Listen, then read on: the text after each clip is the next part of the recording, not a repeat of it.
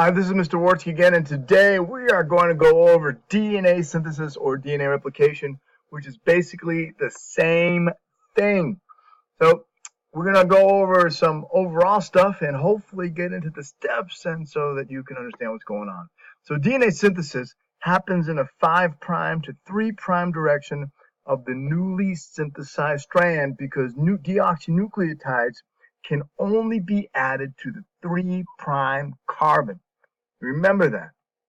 So it goes from a 5' to the 3' direction of the newly synthesized strand. So basically, the strand that is being used as a template to be copied from is the 3' to 5' end. The first thing that has to happen in DNA synthesis is that DNA must be unwound, and there is an enzyme that does that, which is called helicase. So helicase unwinds the DNA, and when the DNA is unwound, the hydrogen bonds are broken so that the bases are separated. So now we have separated bases, and DNA polymerase will add the deoxynucleotides, and DNTPS right there, that's an abbreviation for deoxynucleotides. Deoxynucleotide is triphosphates and deoxynucleotide, that's why the TP is there. The DNA polymerase, which is another enzyme, we know because it has ASE, DNA polymerase adds the deoxynucleotides from a 5' direction to a 3' direction. So it adds the phosphate to the 3' carbon, 3' hydroxyl group. However, the problem is that DNA polymerase needs a base there initially so it can be started. Well, that's where another enzyme, RNA primer, comes into place. And you didn't learn about this in 9th grade. The RNA primer is about 10 RNA bases long, and it is put down by an enzyme called primase. Now, the primer is used as a start sign. It tells DNA polymerase, start synthesizing here. And it gives DNA polymerase a 3' carbon to add onto. Now, because the primer is made of RNA bases and has that extra oxygen, it can't form a stable double-stranded structure. So eventually the primer will fall off and leave. So here is an overview of DNA synthesis. So let's take a look. This must be the 5' end of this newly synthesized strand. This is the 3' end. DNA helicase is down there moving in that direction to the left, opening up the DNA, and it forms what is known as a replication fork, like a fork in the road here. So this right here is the 3' end, right? Because this has to be the 5' end. Now this is the 3' end, this is the 5' end here. So DNA synthesis doesn't occur this way from left to right. Instead, DNA synthesis is going to occur from the right to the left. Okay? So this is the 5' end here. This is the 3' end here. This is the 5' end, 3', 5', 3'. So there are two types of strands in the DNA. There's a lagging strand synthesis and there's leading strand synthesis. The top here, this right here is leading strand synthesis. 5', 3', no problem. The leading strand, it goes from a 5' to 3' direction. You put the primer at the 5' end. DNA polymerase adds to the 3' end of the RNA. A binds with T, C binds with G. There's another enzyme, ligase, that seals the sugar phosphate backbone. And the fourth enzyme, or fifth enzyme actually, gyrase, winds up the DNA strand and the primers leave. So that is DNA synthesis from a 5' to 3' direction, which is leading strand, and the leading strand is up on top right here. So right here, 5' to 3'. What is the red marks right there? That is your RNA primer. Right? The D would be your helicase unwinding. This is the replication fork. This goes from 3' to 5', 5' to 3'. This is leading strand synthesis up here. Okay, so then what about this bottom one? It looks like it goes in a whole bunch. It is also going from a 5' to 3', but as the helicase moves down, it opens up a little bit of DNA at a time. So it starts there and moves backwards, starts there and moves backwards, starts there and moves backwards. So let's talk about the RNA primers. Basically say start here. And the RNA primers are the little jiggly things there. Leading strand synthesis. Okay. Good. One more time, leading strand synthesis. We have now topoisomerase, and we can talk about this in class. This relieves the pressure. As helicase goes down here, it creates this DNA strands to bind up here. So topoisomerase cuts the DNA, lets the DNA unwind and seal up again. Yep. Now, this right here is leading strand. Beautiful. These are Okazaki fragments we'll learn about in a second. The DNA polymerase, the RNA primase puts down these RNA bases, which is the start sign. Lagging strand, DNA synthesis occurs on both strands, so it means it occurs bidirectionally. One side goes to the 5' and the other side looks like it's going from 3' to 5'. So over here, this is going from a 5' to 3'. This looks like it's going from 3' to 5'. Right? It looks like it's going in this direction. It looks like it's going from the left to the right, but instead it's going in a whole bunch of right to lefts. Right? It's a whole bunch of 5' to 3', small sections.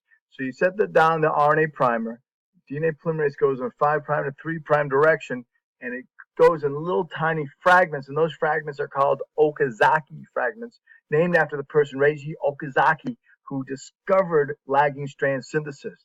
These Okazaki fragments are anywhere from 1,000 to 2,000 DNA bases long. The RNA primers leave, ligase, and then we have gyrase. So right here we have leading strand synthesis here, right? 5' to 3'. This looks like it's going from a 3' to 5' because it looks like it's going this way, right? But it's going in a whole bunch of smaller 5' to 3', 5' to 3', 5' to 3'. A whole bunch of smaller 5' to 3' directions as helicase moves up. So we talked about topoisomerase release the tension in the DNA, and I can have a little demonstration I can show you in class. We know that the energy for DNA synthesis is there because as the two phosphates are cleaved off the deoxynucleotide, energy is released.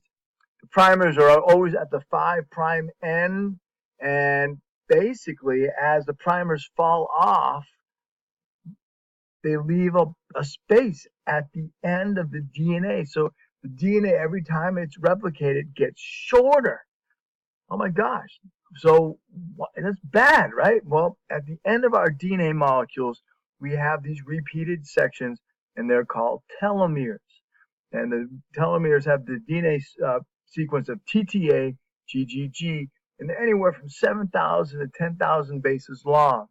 They basically act as an aglet for the DNA. And if you're a fan of Phineas and Ferb, you know that an aglet protects the end of your shoelaces. It's that plastic or metal tip. So there is an enzyme called telomerase, that lengthens the telomeres in the gametes and cancer cells.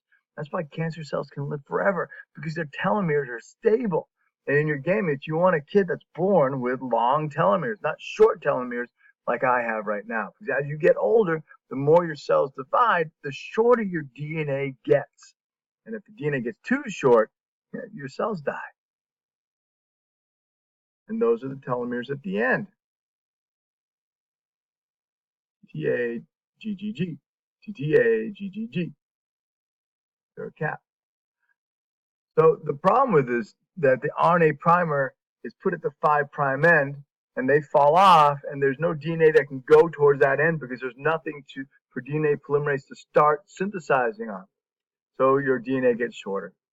DNA gets shorter, the cell will kill itself by lysosomes opening up all of their enzyme bags and killing the cell. So you can basically tell the age of someone by taking a look at their telomeres. And this will come up later on in class. So mistakes in DNA. DNA polymerase can put down the wrong base. That's a mistake. UV light can cause two thymines to bind together to look like one instead of two. That's a mistake. A molecule can stop DNA polymerase from doing its job. That's a mistake. So all these mistakes can cause mutations. Now you're asking yourself, can we fix these potential mistakes? Yes, we can. We have different repair systems. For example, a DNA polymerase proofreads in a 3' to 5' direction. So up to 10% of all the bases that DNA puts down is wrong. That's like a 90%, which is an A, but it's still bad if you're thinking about all your DNA molecules. So DNA polymerase can move two bases back, fix a mismatch, and move on its way. If it misses this mismatch, then it's called the base substitution. And those, as you know, can have dire consequences, like in sickle cell anemia. When you're at the beach and you allow UV light to hit your skin cells, if you have two thymines that sit next to each other, they can form a thymine to thymine dimer. So they basically, the thymines will overlap each other, and instead of looking like two thymines side by side, they'll actually look like one thymine. So this could be a deletion. So you delete a base in your DNA, that is a deletion. A photoreactivating enzyme, which I misspelled, photoreactivating enzyme, misspelled it here, but I spelled it right there, is an enzyme that is activated by UV light, and it fixes thymine to thymine dimers. So if you go to the beach, you better hope that your photoreactivating enzyme is working well. Bulky lesions are large molecules that bind to DNA. And these molecules, when they bind, they stop DNA polymerase from moving down the DNA strand, so it'll stop DNA synthesis. Now, there are two that I'm going to give you as an example: is benzoate alpha pyrene, which is from incomplete combustion, like cigarette smoke, that causes lung cancer. Aflatoxin, which is produced by a fungus called Aspergillus, which can bind to cells in the liver cells and cause liver cancer. Now, there are enzymes called UVRA, B, and C, 3 enzymes, that can find and fix bulky lesions by cutting off the DNA section that they're bonded to. The DNA mutation that can be caused by bulky lesions is called breakage, where the DNA sequence just basically stops. You don't produce the appropriate protein for the cell. So here is a diagram that fixes bulky lesions. Bulky lesions are here in the red. They cut around it and they synthesize a new strand. Isn't that nice? So mutation is a random change, a random inheritable change in DNA. And if it happens in a body cell, it can cause cancer. If it happens in gametes, you can pass this mutation on to your offspring. Now, on average, you have 6 mutations from your parents. So you are teenagers and you are mutants. You're not ninjas or turtles. So mutagens cause mutations, carcinogens cause cancer, and mutagens can cause cancer. So mutagens can be carcinogens. So there are a number of different types of mutations, but we'll get into that in the next screencast. It'll be a short one, right? So if you have questions about DNA synthesis, please ask in class.